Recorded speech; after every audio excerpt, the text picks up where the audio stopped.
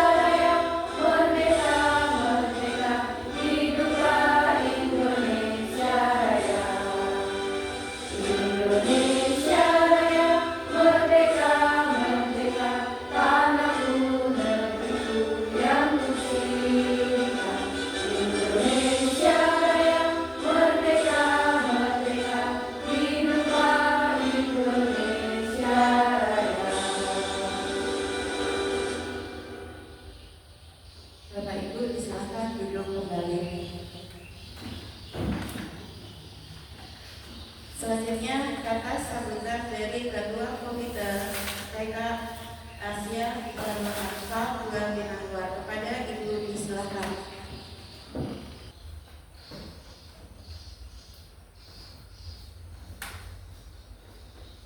Terima kasih. Assalamualaikum warahmatullahi wabarakatuh. Waalaikumsalam warahmatullahi wabarakatuh. Selamat siang dan salam sejahtera untuk kita semua. Pertama, saya mengucapkan terima kasih kepada ibu-ibu calon guru penggerak. Alhamdulillah, mudah-mudahan khususnya untuk Kecamatan Kubu, mungkin untuk Kecamatan Kubu ada berapa orang? Banyak sih kalau kita masih sendiri. Alhamdulillah. Mudah-mudahan ilmu yang didapat oleh guru-guru calon guru penggerak untuk Kabupaten Kuburaya ini bisa memberikan lebih dalam mendidik murid-muridnya dari TK maupun SD. Karena dengan guru-guru yang hebat akan terlahir murid-murid yang cerdas, yang berkarakter yang akan datang. Ya tentunya pendidikan kan dari zaman dulu sampai sekarang itu berbeda ya Bu. Kalau zaman dulu cara guru mendidik kita di penghukum itu pasti kadang-kadang memang juga mental murid-murid zaman dulu juga lebih kuat sih karena udah terbiasa gitu dengan cara mengajar yang menghukum, penggaris apa. Kadang-kadang kalau mendengar cerita-cerita orang tua kita dulu atau kakak-kakak saya mungkin ya, kalau ngajar itu kadang-kadang penggaris sampai patah, kadang-kadang menghapus dilempar gitu kan, kena ke dinding kemana itu sampai ke muridnya. Tapi kalau untuk sekarang ini sudah tidak zamannya lagi. Para guru, orang tua juga akan terkena HAM pelanggaran karena penerapan seperti itu. Ya mudah-mudahan dengan adanya guru sebagai guru penggerak ini akan lebih dunia pendidikan kita akan lebih berkualitas ke depannya, khususnya untuk murid-muridnya yang lebih berkualitas, yang pasti berkarakter.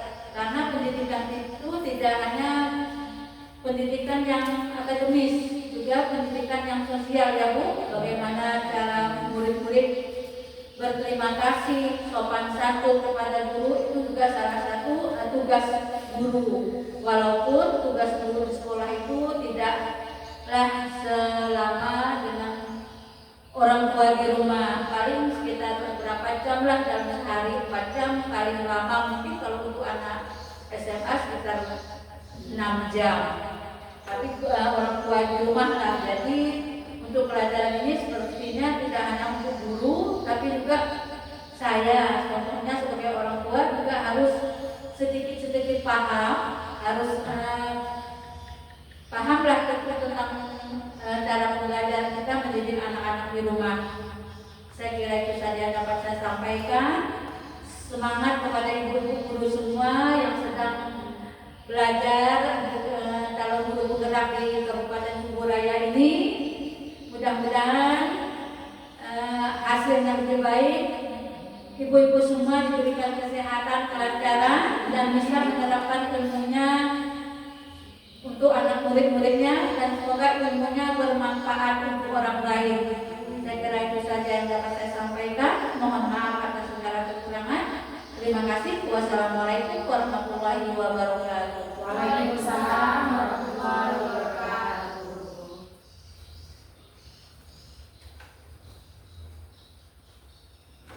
Terima kasih kepada Ibu Komite yang telah menyampaikan kata sambutan yang luar biasa. Bahasanya kita selalu pendidik zaman sekarang harus membentuk intelektualnya, selain intelektualnya juga spiritual, sosial, dan karakternya. Selanjutnya kita akan mendengarkan bersama paparan tentang budaya positif oleh Ibu Sumila SPD, CGP Angkatan 11 Kabupaten Kuburaya. Kepada Ibu disilakan. Terima kasih kepada MC atas waktu yang telah diberikan.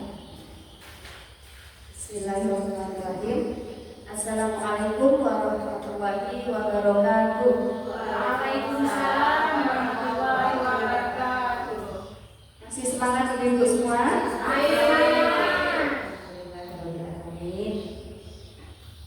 Pertama-tama marilah kita panjatkan puji syukur kehadirat Allah Subhanahu wa taala yang mana atas kesenangan kita semua dapat berkumpul pada pagi hari ini dalam kegiatan diseminasi budaya positif.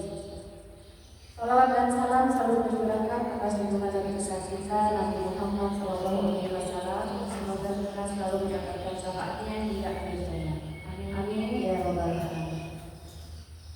Yang terhormat Ibu Ketua Komite TK Aisyah Kusma Angka 262, yang kami hormati Ibu-ibu guru TK Aisyah Kusma Angka 262, serta yang kami hormati pula ibu-ibu dari ibu-ibu guru dari SDN 25 Kecamatan Kubu.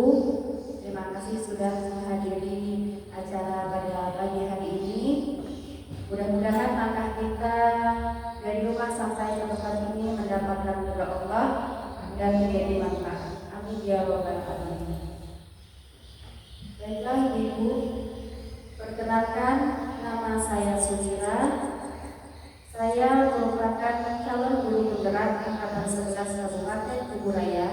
dari TK Aisyah Mustabul Al-Falwa Minahullah. Sebelum memulai pemaparan saya, untuk menambah semangat dan menguji konsentrasi kita semua adalah kita SPT dulu. SPT kita mudah kok. Dimohon untuk berdiri Ibu semua. Merapat. Nah, bisa merapat. Agak merapat Bu, soalnya nanti ada hubungan dengan kawan. Ya. Oke. Ibu sini Bu, saya pas dulu. Nah. Ini agak sedikit. Oke. Nah, ini menguji konsentrasi kita Ibu. Apalagi kita sebagai guru, kalau kita nggak konsentrasi, biasanya murid juga nggak tenang gitu ya. Nah, yuk kita coba konsentrasi dengan SPT 1, 2, 3. Kalau saya bilang 1, tangannya buka Bu. Nah, 1 berarti Ibu sini tidak ada kawan ya, nggak apa-apa. Ibu 1 ini. 2 tangan sebelahnya begini, tangan kawannya. Nah, begini. Tapi berarti ya. Kalau saya bilang 3, tangan Ibu yang begini tadi Ibu berikan. Nah, yang begini tadi yang menunjuk itu ada. Nah, kalau konsentrasi berarti tidak ada. Nah, siap Bu? Siap. Konsentrasi. 1, 2. Nempel Bu, nempel. 3.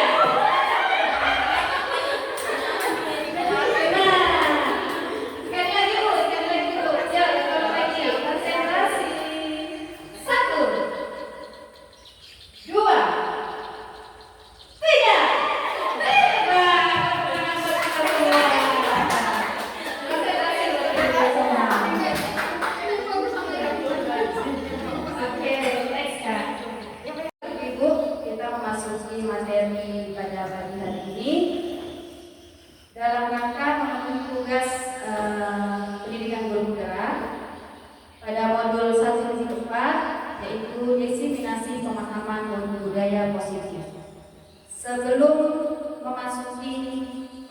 Sebelum saya menjelaskan tentang budaya positif, apakah ibu-ibu di sini sudah memahami? Saya rasa ibu semua sudah paham. Karena budaya positif itu biasa selalu kita terapkan di sekolah Bu ya. Apa itu budaya positif? Apa Bu yang terbesit di benak Ibu nih? Budaya positif itu apa ya? Kira-kira ada yang bisa bantu?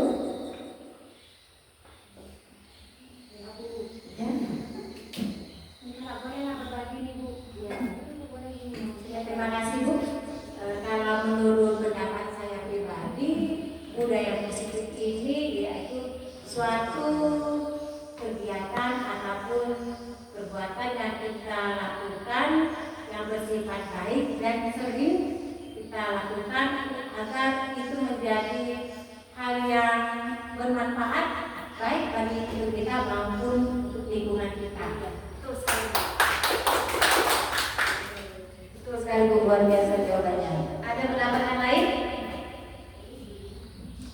Kurang lebih sama ya Bu ya. Sudah mencakup luas itu jawaban Ibu dari Bu itu.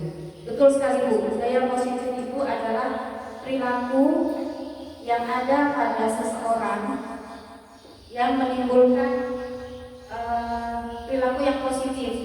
Apa yang Ibu bilang tadi betul. Jadi budaya positif itu penting diterapkan pada diri kita sebagai seorang guru, dan juga penting kita tanamkan kepada murid-murid kita agar mereka mempunyai perilaku yang baik, agar mereka menjadi generasi Indonesia untuk kedepannya yang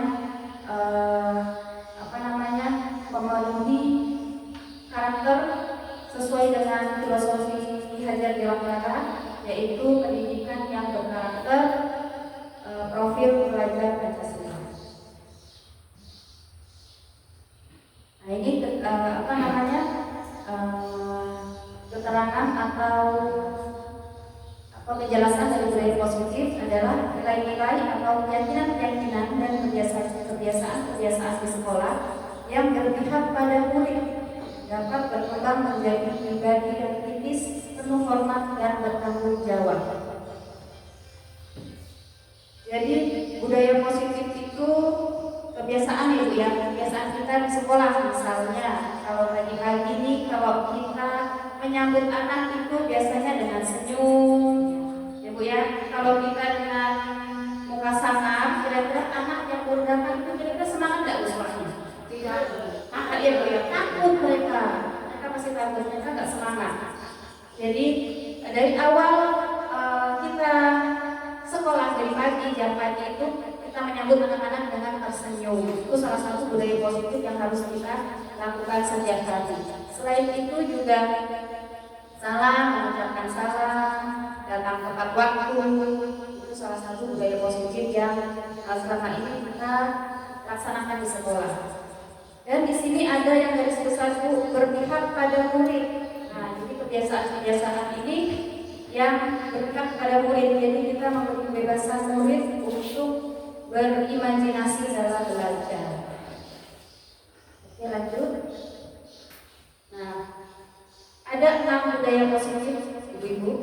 Yang pertama disiplin positif dan nilai-nilai kebajikan universal. Yang kedua teori motivasi, hukuman dan penghargaan institusi. Yang ketiga keyakinan kelas. Yang keempat kebutuhan dasar manusia dan dunia berkualitas. Yang kelima adalah 5 posisi kontrol guru dan yang keenam adalah segitiga restitusi.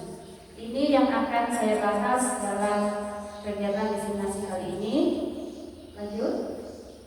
Nah, untuk yang pertama, disiplin positif adalah pendekatan untuk menerapkan disiplin dari dalam diri anak tanpa hukuman dan hadiah. Nah, ini Bu, ini yang sering kadang kita masih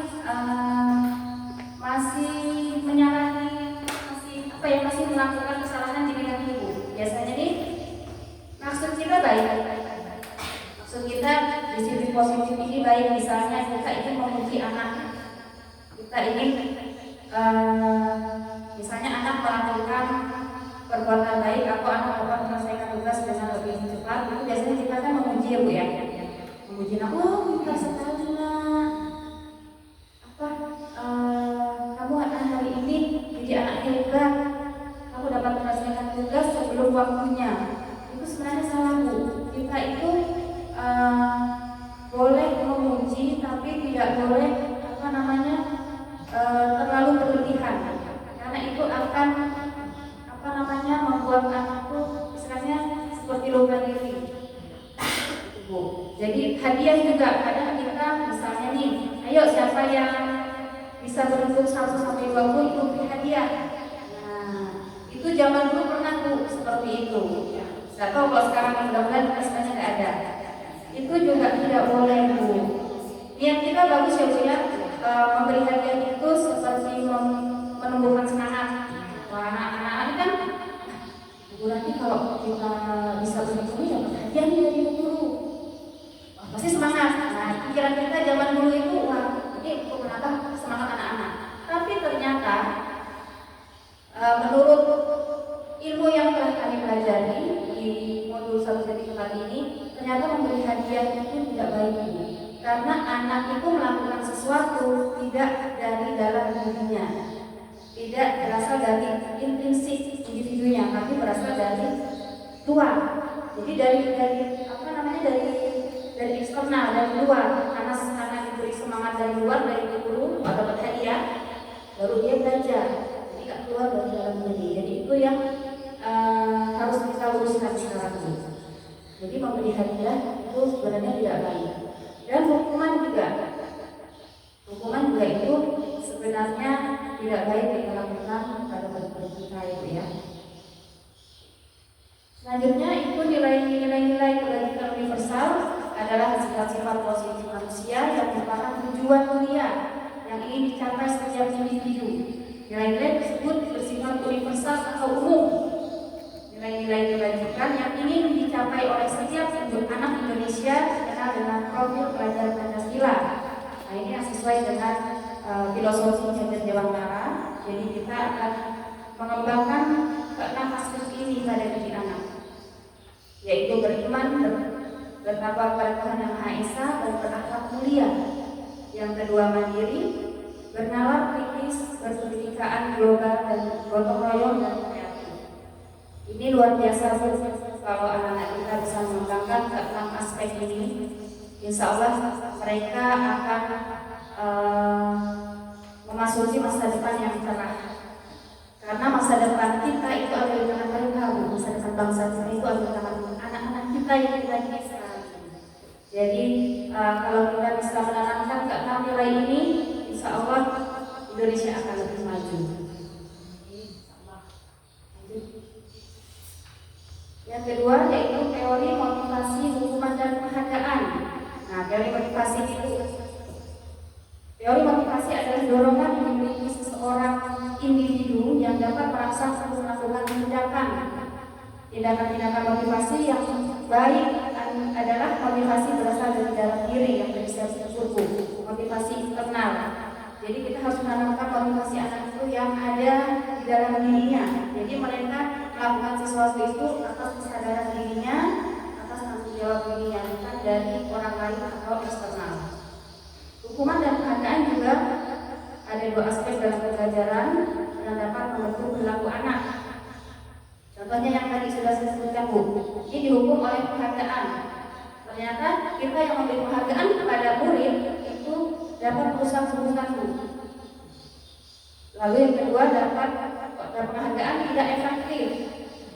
Penghargaan menurunkan kualitas, penghargaan mematikan kreativitas, dan penghargaan mengurangi motivasi intrinsik.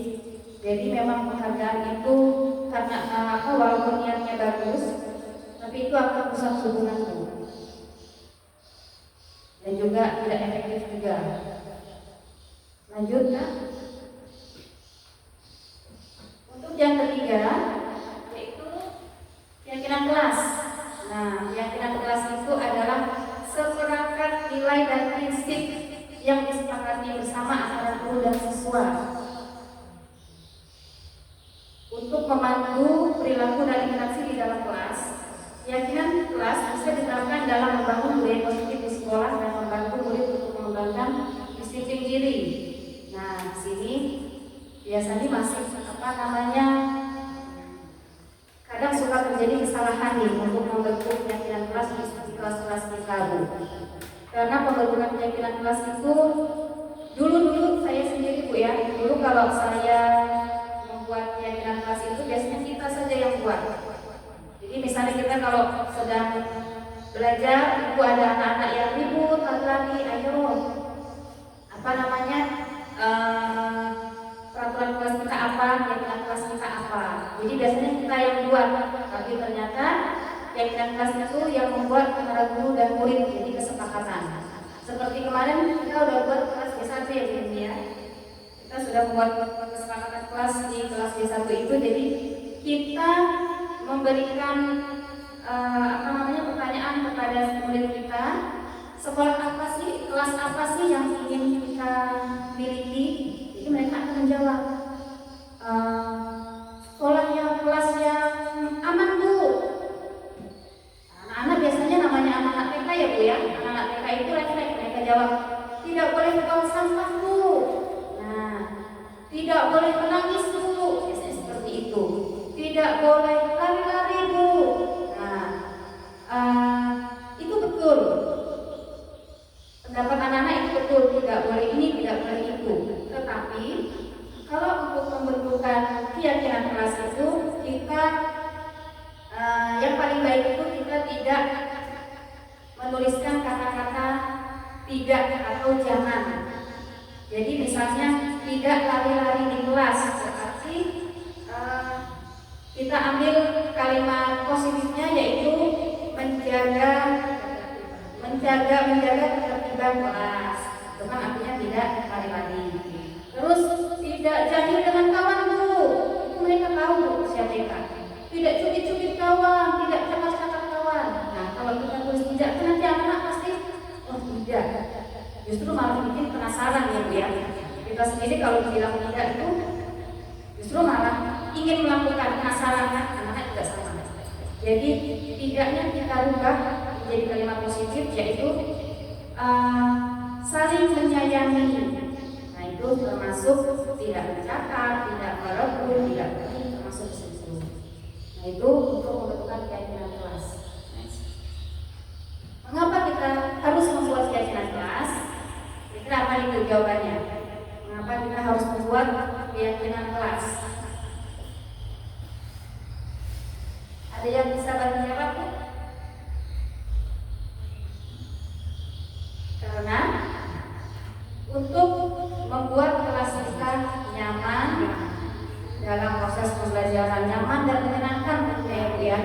Kalau kita sudah buat kesepakatan kelas atau keyakinan kelas itu, nanti begitu anak-anak ingin melakukan sesuatu yang tidak baik, mereka ingat, kita sudah punya keyakinan, kita sudah punya kesepakatan kalau kita ini harus menyayangi. Jadi kita nggak boleh mencakar kawan berkelahi. Kalau di TK itu luar biasa, yang namanya mencakar itu hampir setiap hari ada. Berkelahi itu hampir setiap hari ya Bu ya, berebut mainan setiap hari. Jadi kalau kita sering ingatkan keyakinan kelas, jadi supaya kita menanamkan, kenapa sih kita harus menyayangi? Nah itu mereka akan menyadari dalam dirinya sendiri. Next. Keyakinan kelas dapat diterapkan untuk membangun budaya positif di lingkungan sekolah dengan adanya keyakinan kelas di setiap kelas. Jadi setiap kelas itu pasti mempunyai kebutuhan yang berbeda-beda, mempunyai karakter yang berbeda-beda. Jadi setiap kelas itu memiliki keyakinannya masing-masing. Lanjut. Nah ini contoh keyakinan kelas yang kemarin telah kami buat di kelompok B1 bersama guru kelasnya. Di sini kami hanya mengambil 4, yaitu belajar dengan tertib. Artinya anak tidak berlari-lari dalam kelas, anak mohon izin bila ingin ke WC atau keluar kelas. Yang kedua, saling menyayangi. Jadi tidak berkelahi, tidak mencubit, tidak bercakap. Yang ketiga, menjaga kebersihan kelas, tidak membuang sampah sembarangan. Itu mereka sudah tahu. Alhamdulillah di usia ini itu luar biasa. Justru malah kalau di TK itu yang biasa membuang sampah sembarangan itu emaknya, betul sekali. Kalau sudah hari Jumat, itu kan Jumat itu kan kami free, boleh ditunggu nih sama mama-mamanya nih. Nah itu luar biasa Bu, kalau mereka pulang itu sampahnya. Anak-anak justru di dalam kelas mereka tahu habis makan itu, mereka kan bawa bekal, itu ada plastik, mereka tahu Bu ini di mana Bu, mana tempat sampahnya, belum tempat sampah, mereka udah tahu. Kalau mau mengajari emaknya rasanya luar biasa ya Bu ya, gimana enak? Ya, kan hebat. Dan yang keempat itu selalu tersenyum. Nah ini termasuk tidak boleh menangis. Nah anak-anak tidak boleh menangis Bu, tidak boleh ditunggu sama mamanya Bu. Nah masuk ke dalam ini tidak selalu tersenyum. Jadi anak-anak selalu tersenyum, selalu senang, selalu ceria dalam kelasnya. Next. Apakah Bapak Ibu sudah membuat keyakinan kelas? Sudah? Alhamdulillah. Kira-kira ada perubahan nggak Bu sebelum membuat keyakinan kelas dengan sesudah kelas nanti? Ada Bu. Ada ya. Anak-anak lebih efektif belajarnya itu ya, lebih nyaman, lebih menyenangkan. Jadi mereka mau melakukan sesuatu yang salah itu kadang masih ingat mereka. Oh ya, tidak berulang-ulang. Ya, malu.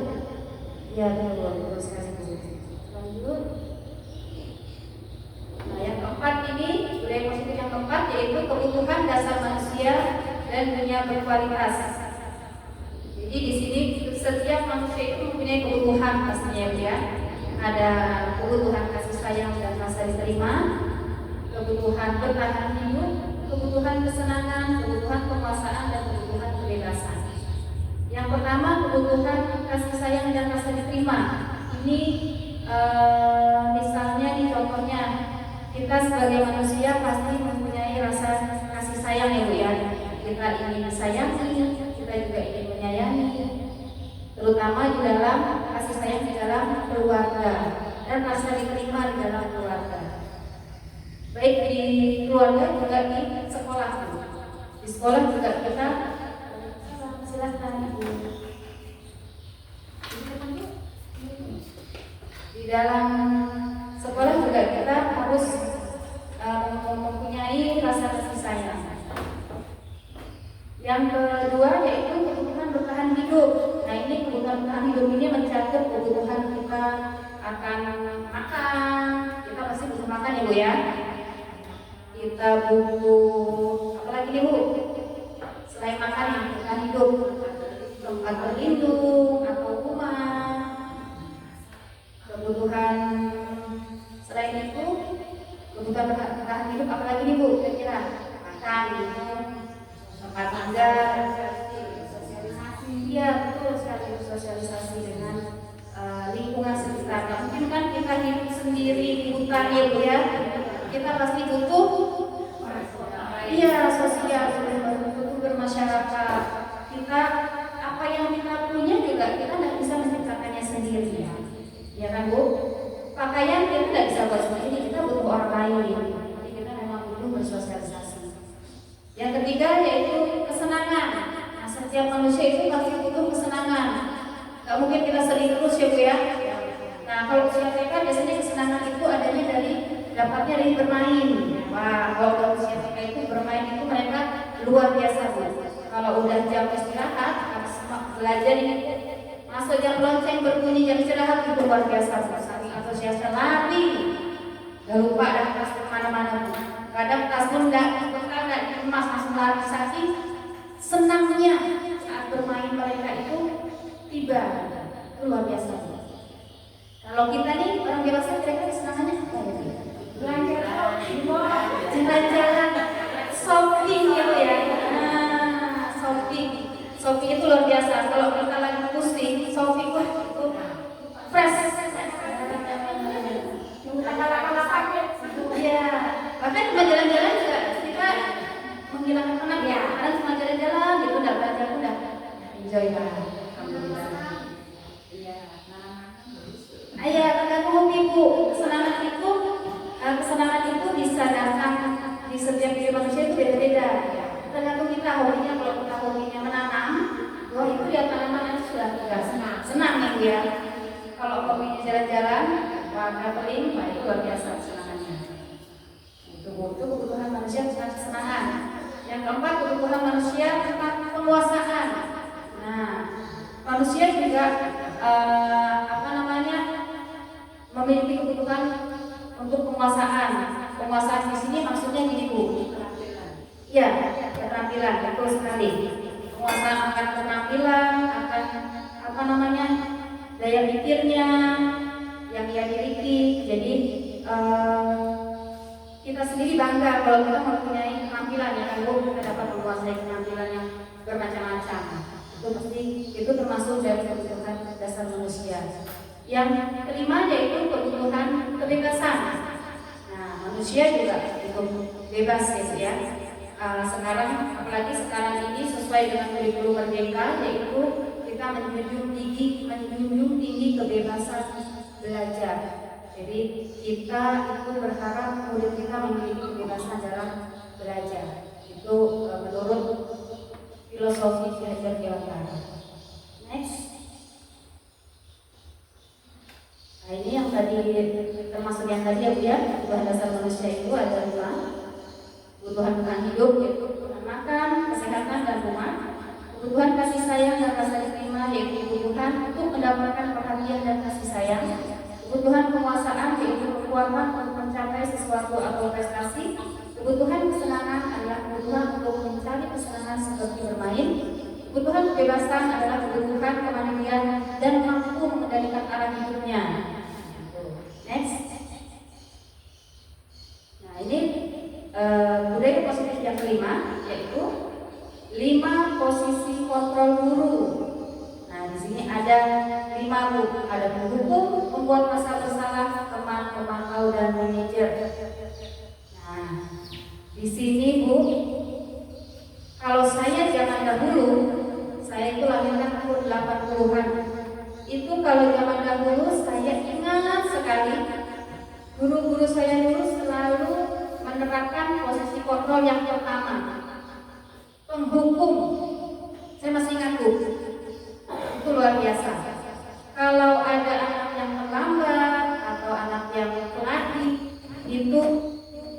dari guru itu selalu posisi penghukum yang kami terima.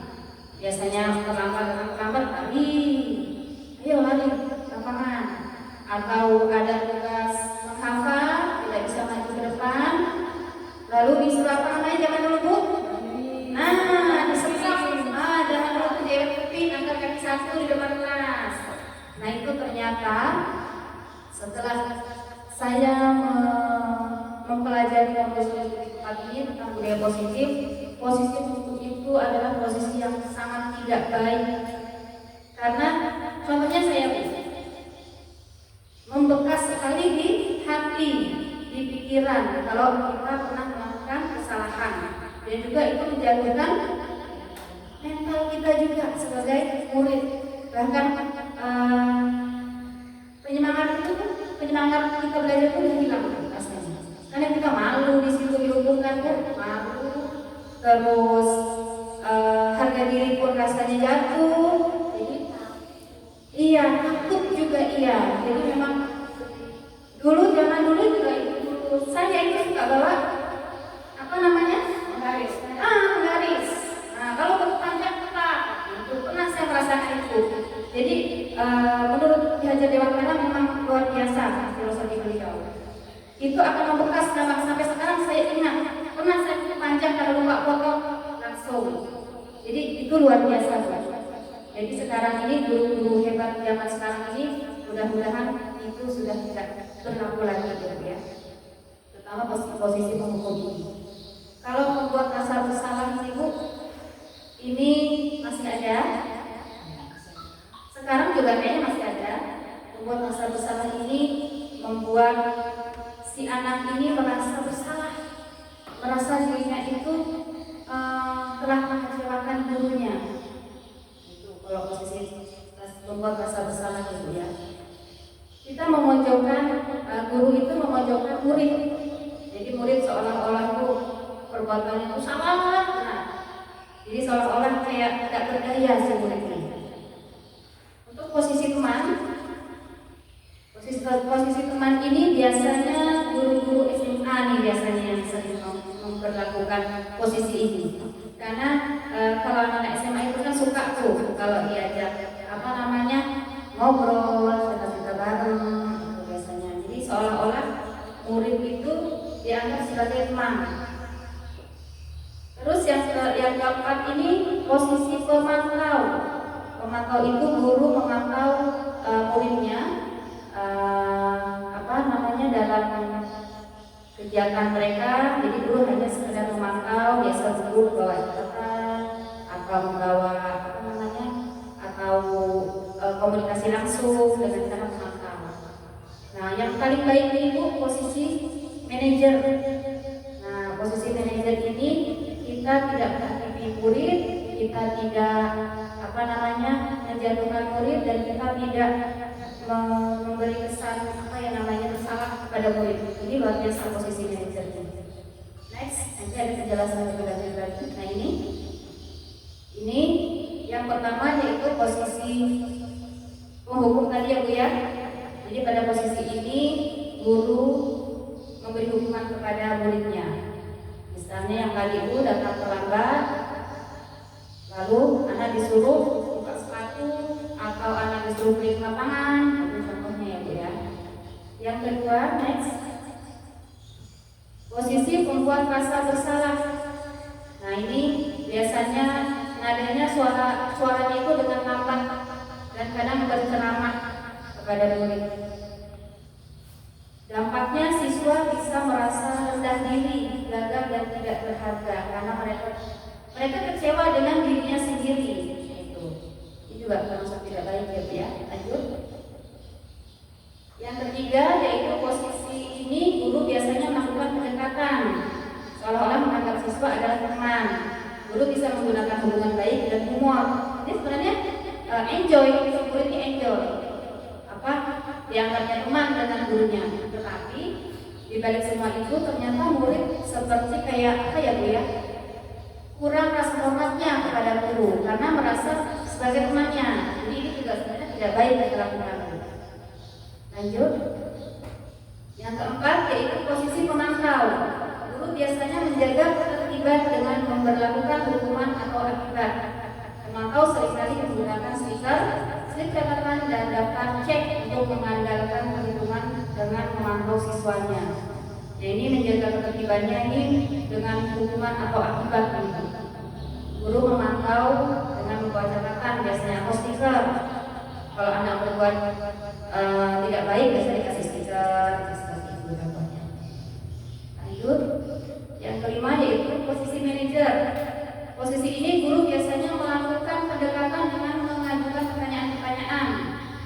Pertanyaan-pertanyaannya itu memacu kepada muridnya untuk menguatkan pribadi yang positif dalam dirinya, untuk memperbaiki kesalahan yang ia perbuat dan bagaimana caranya untuk memperbaiki diri dan keadaan. Posisi ini adalah posisi terbaik yang dapat dilakukan seorang guru untuk mewujudkan budaya positif di lingkungan sekolah, karena dampak terhadap anak sangat baik. Anak akan merasa senang dan dapat memperbaiki dirinya menjadi pribadi yang lebih baik. Ini luar biasa yang ibu. Biasanya bertanya dengan menggunakan kalimat pemantik. Lanjut. Nah ini ada studi kasus ibu. Kira-kira apa ya jawabannya Bu? Pada hari Senin tanggal 12 Agustus, Rani datang terlambat ke sekolah. Tiba-tiba Bu Ayu menegurnya. Ayu, sudah jam berapa ini? Kenapa baru datang ke sekolah? Maaf Bu, saya terlambat. Saya bangun kesiangan tadi Bu. Alah, jangan banyak alasan. Sudah sekarang kamu pilih lapangan sana. Nah, dari kasus di samping kira-kira posisi kontrol apa nih Bu? Yang telah Bu Ayu lakukan. Nah, betul. Penghubung luar biasa. Tangan dong untuk semuanya. Luar biasa. Ini penghubung ya Bu ya. Jadi kalau penghubung itu seorang guru seolah-olah tidak mendengarkan keluh kesah dari muridnya, tidak mendengarkan alasan kenapa ia datang terlambat atau kenapa ia melakukan sesuatu. Jadi sebagai apa ya, seperti hakim ya Bu ya, apa namanya, memutuskan apa namanya tuh, tidak menilai dari sisi si anak, kenapa sih dia seperti ini. Nah itu menghubung. Next, kasus yang kedua, pada saat jam pelajaran Doni terlihat tidak bersemangat dalam belajar. Ia tidak menyelesaikan tugasnya dengan baik. Lalu Pak Hasan menegurnya, Doni, kenapa kamu tidak menulis? Doni menjawab, saya lelah Pak. Ayolah Doni, kamu gak kasihan dengan Bapak ya? Sudah susah payah mengajarkanmu. Ayolah Doni, kerjakan tugasmu sampai selesai. Kira-kira kasus apa ini? Sebagai teman atau apa nih? Ya teman, memberi rasa bersalah. Berarti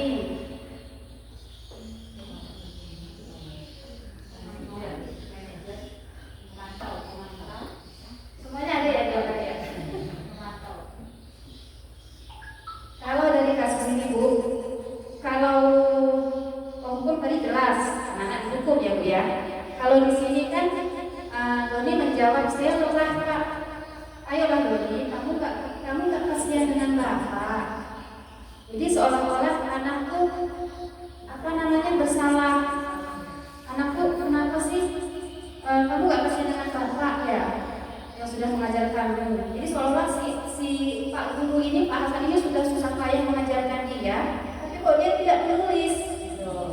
Jadi membuat si apa namanya, si anak itu merasa bersalah dengan gurunya. Nah itu.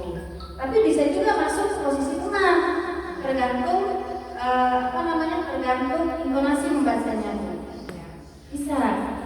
Sebagai teman juga bisa Bu. Doni, kenapa kamu tidak menulis? Doni menjawab, saya lelah Pak. Ayolah Doni. Itu bisa juga sebagai teman. Jadi ini bisa masuk ke posisi teman dan juga posisi membuat rasa bersalah. Oke, next. Nah, posisi manakah yang biasa Bapak Ibu terapkan di sekolah? Yang mana nih biasanya Bu? Apakah masih ada yang tertentu? Tapi bukan ke verbal dan fisik ya, berbeda anak bertanggung jawab hal yang positif, seperti misalnya tidak makan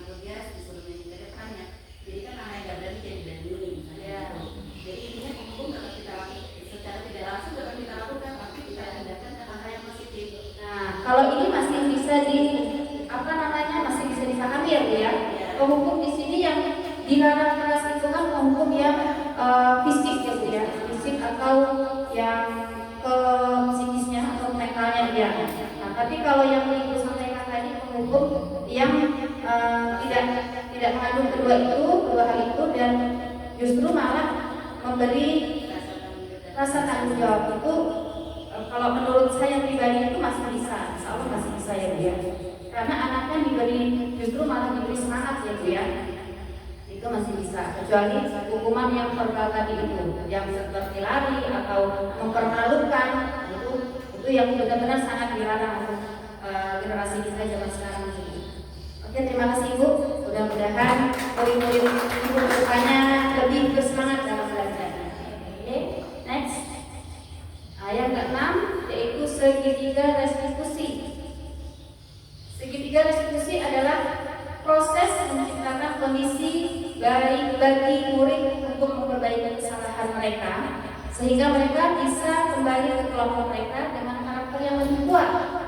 Restitusi juga merupakan proses kolaboratif yang mengajarkan murid untuk mencari solusi masalah mereka. Nah ini Bu, segitiga restitusi ini sangat baik kita terapkan di sekolah kita, yaitu salah satu budaya positif yang wajib memang kita terapkan di sekolah kita. Karena ini dapat membentuk karakter murid. Jadi murid ini bisa terbentuk karakternya dengan kepribadian yang baik, kepribadian yang mempunyai rasa tanggung jawab tinggi, yang menjunjung tinggi nilai-nilai kebajikan universal, yaitu yang mengandung profil Prajurit Pancasila tadi itu, yang ke-6 tadi itu. Nah, segitiga restitusi ini memiliki memiliki 3 langkah, yaitu menstabilkan identitas, validasi tindakan yang salah, dan menanyakan keyakinan. Nah ini bersangkut paut dengan yang tadi kita membentuk keyakinan ya Bu ya. Untuk yang pertama, menstabilkan identitas ini, nah ini menstabilkan identitas bertujuan untuk mengubah identitas anak dari yang gagal karena kesalahan menjadi orang yang sukses. Guru biasanya berkata semua orang pasti pernah berbuat salah. Nah ini contohnya begini Bu, saya jelaskan sedikit. Menstabilkan identitas itu, misalnya kita menemukan siswa membuat suatu kesalahan atau siswa yang mempunyai masalah, misalnya siswa tersebut datang sekolah terlambat misalnya. Lalu kita memanggil, alangkah baiknya kita memanggil anak tersebut, kita dudukkan tanpa ada siswa yang lain, karena itu akan kalau biasanya mental itu biasa akan jatuh ya Bu. Kita menasihati anak yang satu, anak yang lain tahu itu biasanya langsung saya kena marah nih. Nah biasanya gitu langsung jual. Jadi alangkah baiknya kita memanggil di suatu ruangan tersendiri, kita panggil anak tersebut, kita tanya baik-baik, nah kenapa kamu datang terlambat? Dengan nada suara yang pelan, yang sabar, anak tidak akan merasa takut. Anak pasti akan menjawab, maaf Bu, saya tadi bangun kesiangan. Nah, itu cara menstabilkan identitasnya adalah kita membuat seolah-olah kesalahan murid itu bukan suatu keburukan. Jadi intinya gini Bu, oh kamu datang ke sekolah terlambat itu karena bangun kesiangan. Iya Bu. Jadi cara menstabilkan identitasnya adalah, oh wajar dong, Ibu juga pernah melakukan kesalahan, Ibu juga pernah datang terlambat. Jadi seolah-olah si anak ini nggak langsung gimana ya Bu, dia berbuat kesalahan tapi dia tuh nggak merasa bersalah benar gitu. Jadi seolah-olah kita ini kayak menilai perbuatan dia salah tapi tidak menjatuhkan.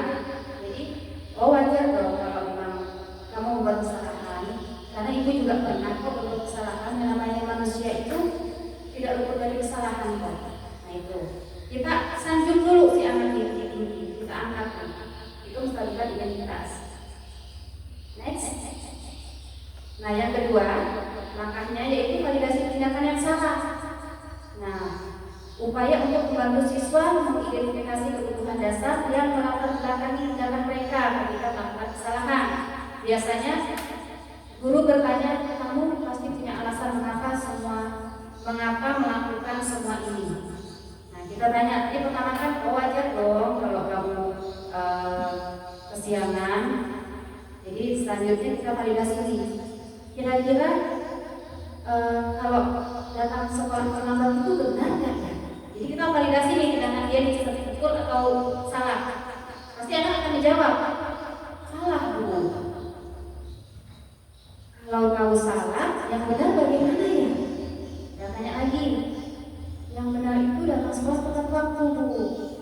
Nah, kamu pasti tahu kenapa kamu datang terlambat ya? Iya Bu, saya bangunnya siang karena tadi malam saya tidurnya terlalu malam karena saya main HP lalu nonton TV, jadi bangunnya kesiangan. Akhirnya si anak itu menjelaskan semua masalah dia. Jadi dengan jujur si anak tersebut akan bercerita kenapa, alasan apa dia melakukan semua itu karena terlambat. Lalu kita tanya, kalau begitu perbuatan yang kamu lakukan benar atau tidak? Tidak Bu, salah Bu. Harusnya saya tidak boleh tidur terlalu malam, saya tidak boleh main HP. Nah, jadi istilahnya si anak mencari solusinya sendiri. Jadi kita sebagai guru kita hanya bertanya, kita hanya memanggil dia sendiri yang menyelesaikan masalahnya. Gitu. Jadi kita tanya si anak, dia sendiri, dia yang melakukan kesalahan, dia yang memperbaikinya, dia yang mencari solusinya. Jadi itu Bu, untuk validasi tindakan yang salah. Jadi kita tanya, kamu pasti punya alasan. Iya Bu. Lanjut, yang terakhir ini menanyakan keyakinan. Nah, biasanya guru menanyakan keyakinan apa yang dilanggar. Untuk keyakinan apa yang dilanggar saat melakukan kesalahan.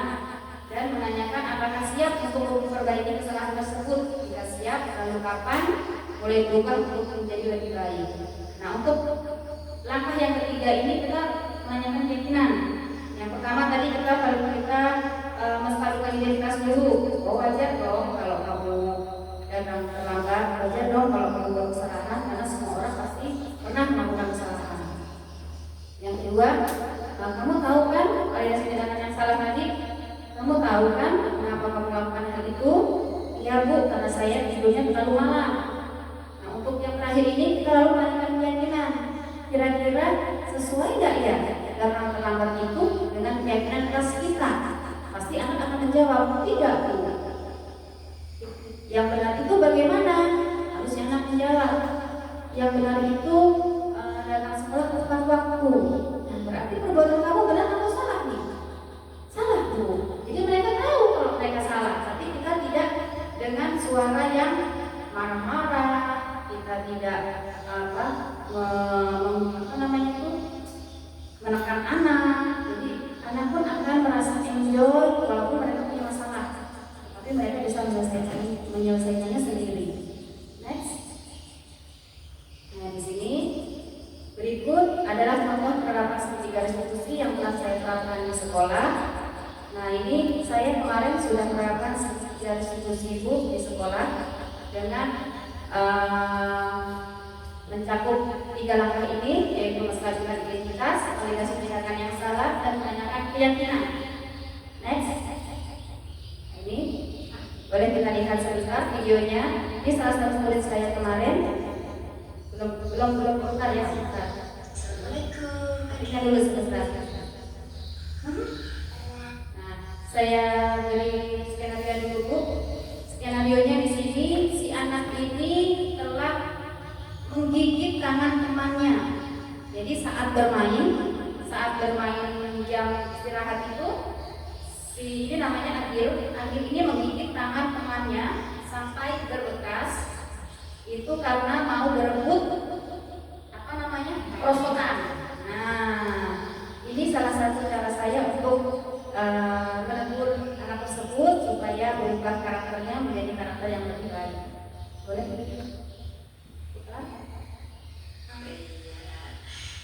Gil, tadi itu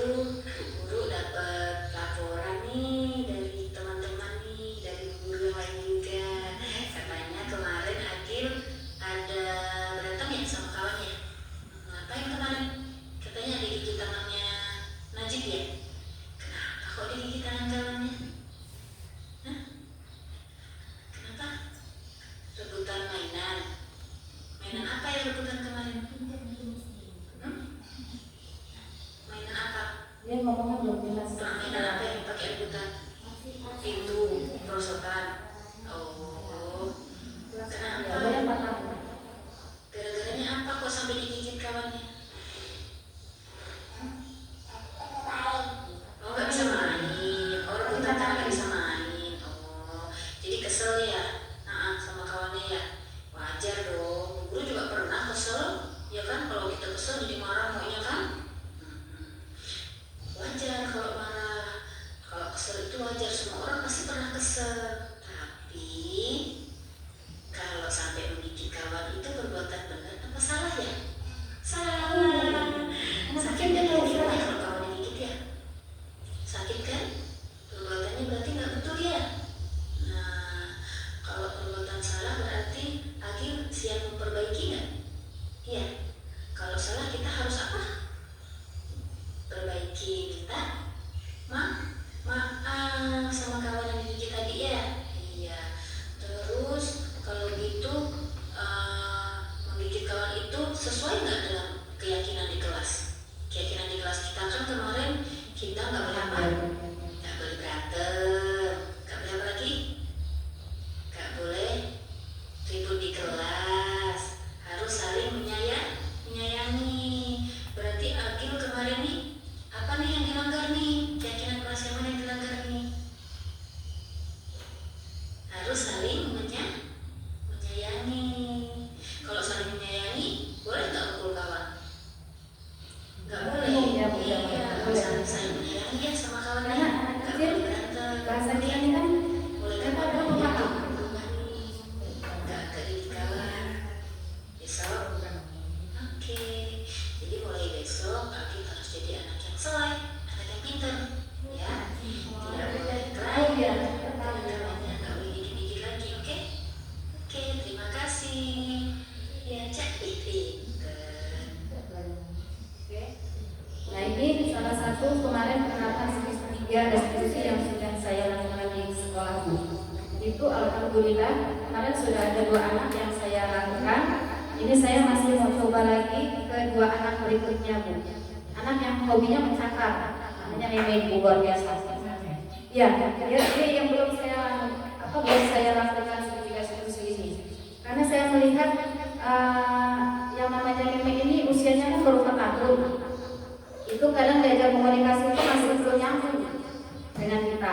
Jadi itulah luar biasa guru TK yang dia kalau SD itu insya Allah bahasa kita bahkan bahasa baku seorang dewasa itu sudah bisa dimengerti anak-anak SD.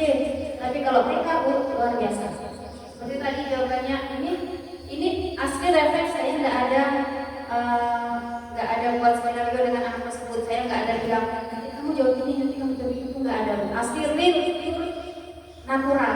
Jadi makanya dia sendiri bingung antara jawab ya, anggut atau milih-milih. Itu luar biasa. Itu ini kemarin anak ini pun luar biasa manjanya. Jadi saya aja heran kemarin bisa melakukan dengan yang namanya Agil ini luar biasa. Alhamdulillah, mudah-mudahan anak ini bisa berubah menjadi lebih baik lagi. Lanjut, ada tanggapannya di bawah.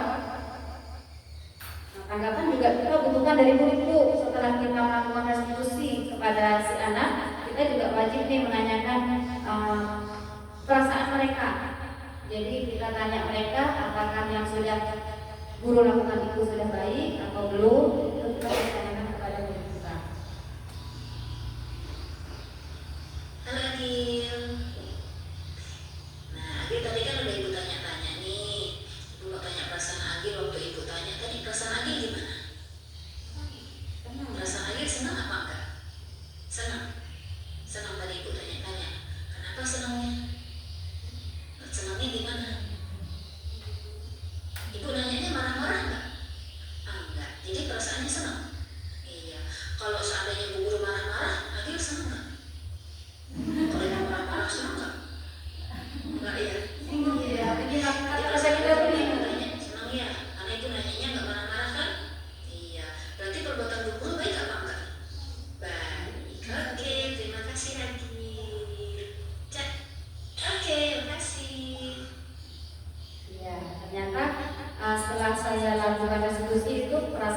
senang.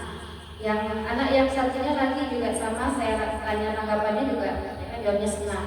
Senang Bu, karena guru nggak marah-marah. Padahal saya salah, katanya gitu. Yang anak yang satunya lagi, cuma nggak saya upload di sini. Jadi intinya kita ini kan seorang pendidik yang akan membentuk karakter peserta didik kita semua. Jadi kalau kita mendidik dengan rasa nyaman, rasa tenang, itu anak-anak juga insya Allah akan menerimanya juga dengan nyaman. Jadi mereka juga enjoy dalam belajarnya. Nah, untuk setelah video ini dan setelah penjelasan yang saya paparkan tadi, saya mau minta nih contoh penerapan diskusi. Nah, yuk kita mau praktekin ya. Kira-kira pemahamannya yang telah saya paparkan tadi nyampe nggak nih ibu-ibu ini? Saya minta tolong 3 teman nih dari ibu gurunya yang maju ke depan. Bu, kita bermain Bu, ala-ala anak TK. Nah, yuk Bu, Bu Karti, Bu Heni dan Bu Pur. Nah, Bu Pur sebagai gurunya, Bu Heni dan Bu Karti lain sebenarnya. Ya, berantem permainan. Ada kertas apa gitu buat kebutuhan tisu.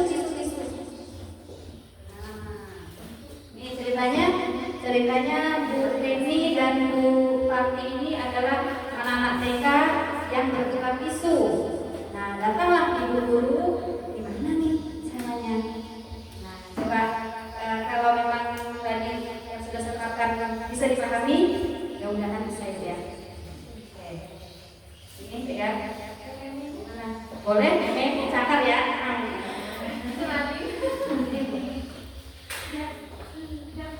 Ya, ini action dulu nanti gurunya datang ya. Oke, kamera action ya.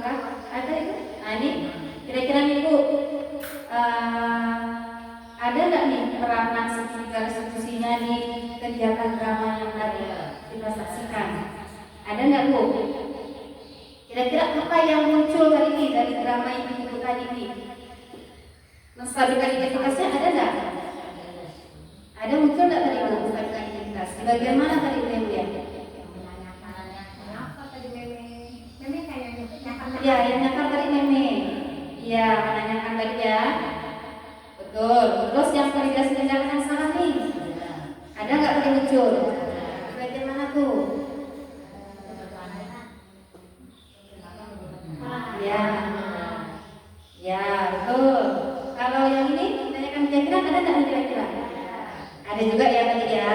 Bagian mana tuh kalimatnya dia? Ya, menjadi anak Polda, menjadi anak Panda, ya. Jadi alhamdulillah sudah muncul semua tadi ya, antara melestarikan identitas, kualitas tindakan yang salah dan juga menanyakan keyakinannya.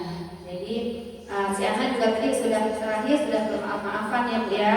Nah itu yang harus selalu kita terapkan di sekolah Ibu dengan murid kita. Kalau ada kita menemui anak yang berkelahi, itu angka baiknya lalu kita selesaikan sampai mereka bermaaf-maafan. Next. Nah ini untuk yang terakhir, saya ucapkan terima kasih kepada ibu guru yang sudah hadir pada kegiatan hari ini. Saya mempunyai harapan dan semoga harapan saya ini bisa dimiliki oleh semua ibu guru yang ada di sini. Yaitu semoga kita semua bisa menanamkan dalam diri dan menerapkan disiplin positif di lingkungan sekolah demi mewujudkan murid yang berkarakter profil pelajar Pancasila dan menciptakan budaya positif di sekolah kita. Amin ya rabbal alamin. Baik, akhirul kalam, saya ucapkan terima kasih kepada ibu semua. Mudah-mudahan pemaparan saya kali ini bermanfaat dan bisa kita terapkan di sekolah kita masing-masing. Dari saya mohon maaf yang sebesar-besarnya apabila dalam penyampaian saya tadi masih terdapat banyak kekurangan, mohon dimaafkan karena proses pembelajaran ini luar biasa dan mudah-mudahan bisa mengembangkan diri saya dan juga mengembangkan teman-teman yang ada di sekitar saya. Amin ya rabbal alamin. Akhir kata, billahi taufiq wal hidayah. Wassalamualaikum warahmatullahi wabarakatuh. Waalaikumsalam warahmatullahi wabarakatuh. Maka berakhir pula kegiatan kita hari ini. Semoga yang kita lakukan bermanfaat untuk kita semua. Saya selaku pembelajar